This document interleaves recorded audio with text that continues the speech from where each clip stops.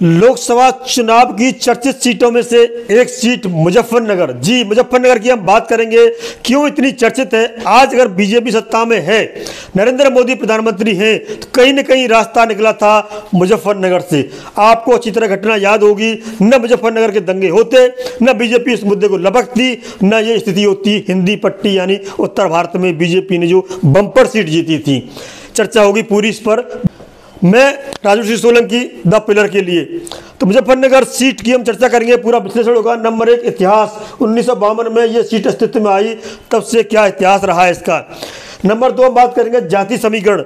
इस सीट पर यानी मुजफ्फरनगर सीट पर ठाकुर कितने प्रतिशत हैं, ब्राह्मण कितने प्रतिशत हैं, जाट, लोधी, जाटव, कुशवाहा, मुस्लिम, बनिया आदि कितने प्रतिशत संख्या में, यानी जातीय समीकरण क्या रहता है वहां पर, और कौन सा खास जाति किस पार्टी की तरफ झुकाव रहता है, पूरी चर्चा होगी। चुनावी मुद्दे वह क्या रहने वाले हैं, क्या 2024 के अंदर मुख्य चुनावी मुद्दा रहेगा, खासतौर पर गन्ना, उस पूरी चर्चा करेंगे। गन्ने का रेट नहीं बढ़ा है, किसान दुखी है। 2009, 2014, 2019 में चुनाव की परिणाम और विश्लेषण, तीनों चुनाव हुए, इनका क्या चुनावी विश्लेषण बताएंगे। क्यों तीन चुनाव किस पार्टी ने जीते और क्यों कोई चुनाव हारा। अजीत सिंह 6000 वोटों से क्यों हारे थे, विशेष बात होगी इस पर। गलती से मिस्टेक हुई है यहाँ पे, ये 5 है, यहाँ पे 6 नहीं है। 5 विधानसभा क्षेत्रों का विश्लेषण भी होगा। कौन कौन सी 5 विधानसभा क्षेत्र आते हैं मुजफ्फरनगर लोकसभा सीट के अंदर, और कौन कौन सीट पे कौन कौन विधायक कौन कौन सी पार्टी से जीता हुआ है। बात ये होगी 2024 के चर्चित चेहरे, जिन पर पक्ष हो यानी बीजेपी हो, विपक्ष हो यानी कि आरएलडी हो, सपा हो, बसपा हो, कांग्रेस हो, जो भी होगा कौन से दाव लगेगा, बहुत बड़ा पॉइंट है। बात आती है इतिहास की, इतिहास में चलेंगे हम। आपको अच्छी तरह पता होगी, ये जो 64 क्षेत्र के गांव कवाल में 27 अगस्त 2013 को जो दंगा हुआ था, दंगा, छोटी सी स्टोरी, वीडियो बड़ी हो सकती है, लास्ट तक जरूर देखें, बहुत मजेदार वीडियो बनेगी, पूरा विवरण होगा इसमें। घटना होती है, छेड़छाड़ के ऊपर 2 बच्चों की हत्या हो जाती है। उसके बाद वहाँ के जो दरोगा हैं 8 लोगों को गिरफ्तार कर लेते हैं, जो दोषी होते हैं, और उनको जेल भेज देते हैं। आजम खान, नाम ले रहा हूँ मैं, आजम खान का फोन आता है और दरोगा ट्रांसफर किया जाता है और दोषियों को छोड़ दिया जाता है। उसके बाद सोचा क्या था आजम खान ने कि मैं आरएलडी के लिए गड्ढा खोद देता हूँ, आरएलडी के लिए कुआं खोद देता हूँ, वहाँ पर जाट मुस्लिम का जो गठजोड़ है वो टूट जाएगा। लेकिन आज उस गड्ढे में आजम खान गिरे हुए हैं, मरे हुए हैं। मुझे कहने में कोई दिक्कत नहीं है, गड्ढा खोदा था आजम खान ने आरएलडी के लिए, आज खुद उस गड्ढे में गिरे हुए हैं। तो ये कहानी वहाँ शुरू होती है, और ये गड्ढा खोदा, उसमें गिरे, लेकिन बीजेपी ने लपक लिया और बीजेपी हिंदी पट्टी में छा गई।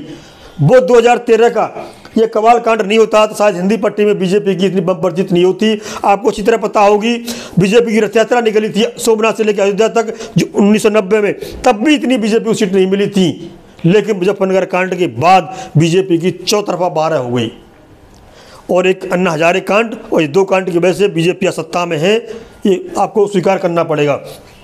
गौरव सचिन, ये 2 बच्चे की हत्या हुई थी, जिसके बाद मुजफ्फरनगर के आसपास के इलाकों में सांप्रदायिक हिंसा भड़की। 27 अगस्त 2013 और 17 सितंबर 2013 में हुए इन दंगों में 60 लोग मारे गए थे, करीब 50 लोग अपने घर छोड़ने को मजबूर हुए, और दंगे में 6000 मामले दर्ज हुए, 6000 लोग, और भूमिका के लिए 1480 लोगों पर आरोप गिरफ्तार किए गए। ये इतनी बड़ी घटना थी। इसके बाद पूरा का पूरा ये लिखा हुआ है, मैं दिखाता हूँ आपको यहाँ थोड़ा सा, शायद आप समझ जाएंगे। ये देखिए, ये मुजफ्फरनगर के दंगे का दाग, ये दाग था। इस दाग ने किसी की हालत खराब कर दी और किसी को बम्पर जीत दिला दी, तो ये वही दाग था। 2014 में मुजफ्फरनगर लोकसभा सीट से पहली बार सांसद बने। 2014-17 तक मोदी सरकार में कई मंत्रालयों में राज्य मंत्री रहे। 2 सितंबर 1917 को मंत्री पद से हटा दिए गए थे। 2013 में हुए मुजफ्फरनगर दंगों में आरोपी रहे हैं। ये संजीव बालियान के लिए कहा गया है।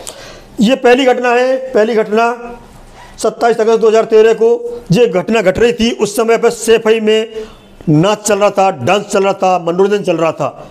लोगों को लगा कि मुजफ्फरनगर जल रहा है और सैफई में आनंद लिया जा रहा है। इसी के कारण हिंदी पट्टी में सब लोग नाराज हुए थे, और पूरी तरह से बीजेपी ने इस मुद्दे को कैप्चर कर लिया था। इतिहास लंबा हो जाएगा, वीडियो लंबी हो जाएगी, इस पर नहीं चलेंगे।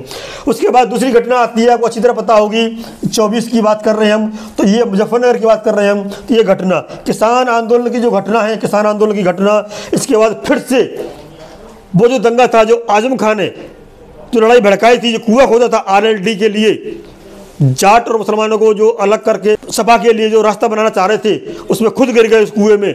लेकिन किसान आंदोलन के बाद में वो खाई पट्टी है, खाई भरी गई है और दोबारा से वहाँ पे आरएलडी के लिए वोट, जो परंपरागत वोट था, किसानों का वोट था, इसमें मुस्लिम और जाट जो किसान वर्ग से आते हैं, जो किसानी करते हैं, झुकाव आया है, मोड़ लिया है और आरएलडी का वोट बैंक बढ़ा है। इसके लिए आपको जब हमारी स्लाइड आएगी विधानसभा चुनाव 2022 के बारे में पूरी डिटेल बताएंगे। तो दोनों घटनाओं ने यहाँ से बीजेपी का ग्राफ बढ़ा, यहाँ से कहीं ना कहीं बीजेपी का ग्राफ डाउन हुआ है। ये दो बड़ी घटना है मुजफ्फरनगर की, जिसने कि पूरी हिंदी पट्टी में भूचाल ला दिया था और किसी के लिए गम, किसी के लिए खुशी पैदा कर दी थी राजनीति में। वीडियो बड़ी हो रही है, इसके लिए क्षमा चाहूँगा मैं। इतिहास की बात कर रहे हैं हम, वो घटना की बात थी। गंगा यमुना की दो प्रमुख नदियों, गंगा और यमुना दो नदियों, दोनों के बीच में बसा हुआ शहर है ये। दोनों के बीच में मुजफ्फरनगर, दो नदियां हैं, दोनों के बीच में बसा हुआ है ये। इसे दूसरा नाम जाटलैंड भी कहा जाता है। मुजफ्फरनगर को जाटलैंड के नाम से भी जाना जाता है। गन्ने की सबसे अधिक खेती होने के कारण से चीनी का कटोरा, जाटलैंड के साथ में चीनी का कटोरा भी कहा जाता है। यहाँ 8 चीनी मिल हैं और 40% से अधिक आबादी कृषि में लगी हुई है। आर्थिक सर्वेक्षण के मुताबिक मुजफ्फरनगर की यूपी में सबसे ज़्यादा कृषि जीडीपी है। यूपी में नंबर 1 पे कृषि जीडीपी मुजफ्फरनगर की है। कृषि की बात करते हैं, जीडीपी में नंबर 1 मुजफ्फरनगर है, लेकिन बेरोजगारी भी बहुत ज़्यादा है। वो आएगा मुद्दे में।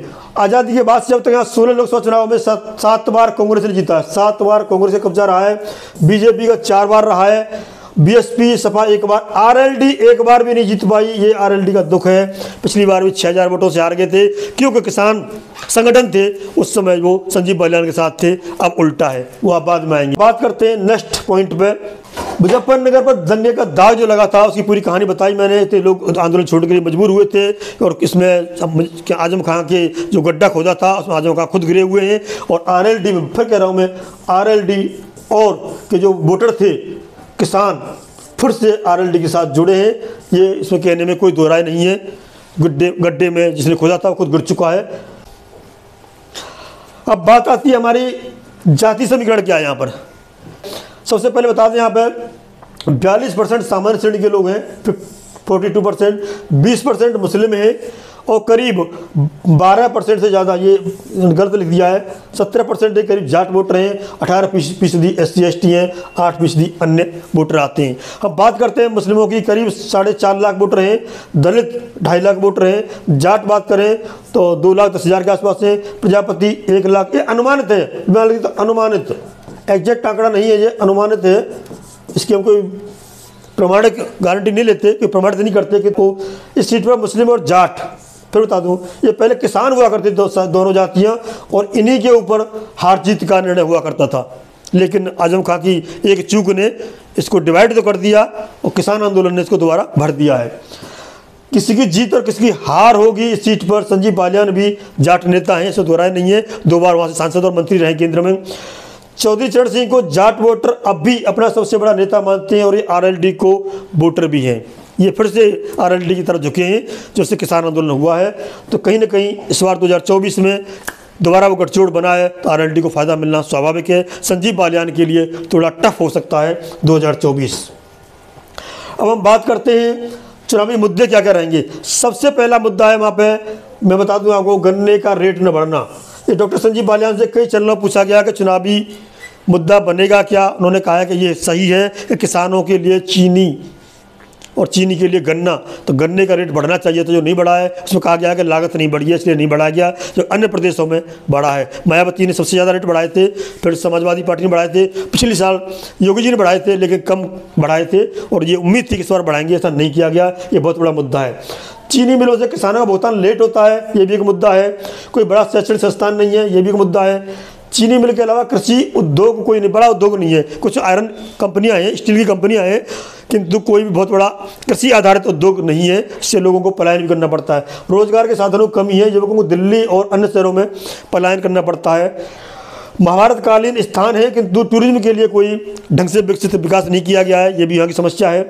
रेल कनेक्टिविटी अच्छी नहीं है। नमो ट्रेन को मेरठ से सहारनपुर, सॉरी सहारनपुर नहीं आएगा, यहाँ पे मुजफ्फरनगर आएगा, गलती से लिख दिया इन्होंने। जो नमो ट्रेन है मेरठ के लिए है, दिल्ली मेरठ, इसको मुजफ्फरनगर जोड़ने के लिए पूरी मांग की जा रही है, पूरी आवाज़ उठाई जा रही है। अगर जुड़ जाती है तो अच्छी कनेक्टिविटी हो जाएगी रेल मार्ग के द्वारा मुजफ्फरनगर दिल्ली की।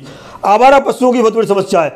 ये आवारा पशु और ये गन्ने का रेट, ये सबसे बड़ी समस्या बताई गई यहाँ पर आवारा। अब हम बात करते हैं पिछले चुनावों में क्या क्या विश्लेषण रहा है। 2009 की हम बात करेंगे, कादिर राणा जीते थे बीएसपी से, करीब 2,75,000 वोट मिले थे उनको। नंबर 2 पर अनुराधा चौधरी रही थी आरएलडी से।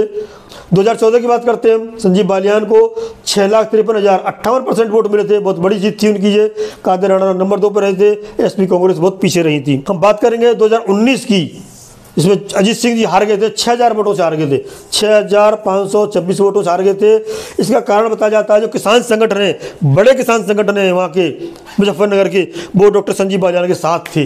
आंदोलन से पहले की बात है ये, आंदोलन से पहले की इलेक्शन था ये, साथ थे। अब शायद वो विरोध में नहीं है तो साथ भी नहीं है, ये पक्का है। तो कहीं ना कहीं ये जो आंकड़ा है, और उसमें कहा यह जाता है कुछ गड़बड़ झाला भी हुई थी जिताने के लिए, और जो भी रहा हो, और अजीत सिंह हारे थे उस समय पे और डॉक्टर संजीव बालियान जीते थे। ये यहाँ बता दें करीब 17 लाख के आसपास वोटर हैं, 17 लाख वोटर हैं मुजफ्फरनगर में। इनमें से करीब 9,12,000 पुरुष और 7,72,000 महिला वोटरों की संख्या है। अब हम बात करेंगे यहाँ 5 विधानसभा क्षेत्रों की। 5 विधानसभा क्षेत्रों में क्या स्थिति है। तो मैं बुढ़ाना में राजपाल सिंह बालियान आरएलडी से हैं, ये आरएलडी से जीते हैं। बुढ़ाना में ये किसान पंचायतों का गढ़ है, बहुत बड़ा खाप पंचायतों का गढ़ है, और सबसे बड़ी किसान पंचायत बुढ़ाना में आती है, जहाँ से राजपाल सिंह बालियान जीते हैं। चरथावल पंकज कुमार मलिक समाजवादी पार्टी जीते हैं। मुजफ्फरनगर कपिल देव अग्रवाल बीजेपी से, 1 सीट है बीजेपी के पास में। देखिए आप, 5 में से 1 सीट बीजेपी के पास है। बीजेपी क्या स्थिति रहेगी। और लोकल चुनाव हुए थे, अभी पंचायत चुनाव हुए थे, उनमें भी स्थिति बीजेपी की बहुत अच्छी नहीं रही है और नहीं किया है। हम बात खतौली मदन भैया जीते हैं, ये उपचुनाव हुआ था, यहाँ पर आपको ध्यान होगा, सैनी हारे थे। उपचुनाव में करीब 22,000 वोटों से जीते थे। कहा गया था 16,000 वोटों से पहले यहाँ पे आरएलडी हारी थी, लेकिन उपचुनाव में 22,000 वोटों से आरएलडी जीती। मदन भैया जो गाजियाबाद के रहने वाले हैं, वहाँ से लड़े थे इलेक्शन। सरदना मेरठ की सीट है ये, लेकिन अतुल प्रधान यहाँ पे विधायक हैं समाजवादी पार्टी से। तो ये कहेंगे 2 आरएलडी पे, 2 सपा पे, यानी कहेंगे 4 विपक्ष पे, 1 सत्ता पक्ष पे है। तो सोचिए 5 में से 1 सीट सत्ता पक्ष पे हो तो लोकसभा चुनाव में कितनी स्थिति उलट-पुलट हो सकती है, ये देखने वाली बात है। असली मुद्दा अब लास्ट में हम लेके आए, कौन कौन प्रत्याशी हो सकते हैं। स्थिति रहती है कि भाई इस बार हमारा गढ़ बैठेगा, टिकट मिलेगी नहीं मिलेगी, दिल्ली दरबार के चक्कर काटना, ये स्थिति रहती है। तो बीजेपी की तरफ से डॉक्टर संजीव बालियान का नंबर 1 पर स्थिति है कि इनको टिकट मिल सकती है। मंत्री हैं, स्वाभाविक है कि पूरा प्रयास करेंगे इनको टिकट मिले।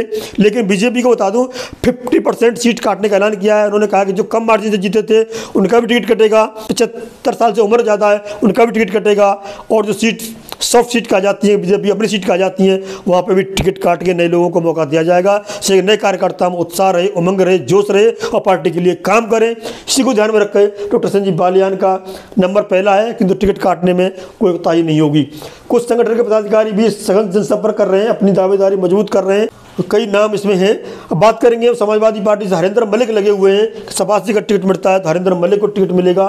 पदाधिकारी को नाम नहीं खोल सकते हम, अगली वीडियो में प्रयास करेंगे हम नाम छापने का, कौन कौन बीजेपी से और भी दावेदार हैं। समाजवादी पार्टी से हरिंदर मलिक, इनका बेटा पंकज मलिक विधायक भी है। आरएलडी से योगराज सिंह पूर्व मंत्री हैं, ये पूरी जगह से लगे हुए हैं। लोकदल से विधानसभा में हार गए थे, लेकिन तो इस बार पूरी जोर शोर से सांसदीय की टिकट के लिए मुजफ्फरनगर से तैयारी कर रहे हैं, सघन जनसंपर्क करने में लगे हुए हैं। बहुत सारी फोटो और वीडियो डालते रहते हैं ये सोशल मीडिया पे।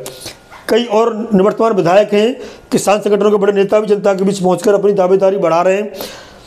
प्रसून चौधरी जो इस समय विधायक हैं, उनकी भी दावेदारी आरएलडी की तरफ से मानी जाती है कि वो भी आरएलडी से लाइन में लगे हुए हैं, शायद उनको ये टिकट मिल जाए और वो अपनी, क्योंकि 5 में से 4 विपक्ष के हैं और विपक्ष का संयुक्त उम्मीदवार होगा, सपा से हो या आरएलडी से हो, ये समय बताएगा। तो मिलता है तो संभावना पूरी है कि विपक्ष का यहाँ से कैंडिडेट जीत सकता है। ये मुजफ्फरनगर का पूरा इतिहास हमने बताया, इतिहास में क्या स्थिति रही है, और बताया था कि बीजेपी को सत्ता में पहुँची, मुजफ्फरनगर कांड न हुआ होता तो शायद स्थिति कुछ और होती। ये मुजफ्फरनगर का एक विश्लेषण था। बने रहे अगली लोकसभा की अमेठी के लिए, द पिलर के लिए। जय हिंद, जय भारत।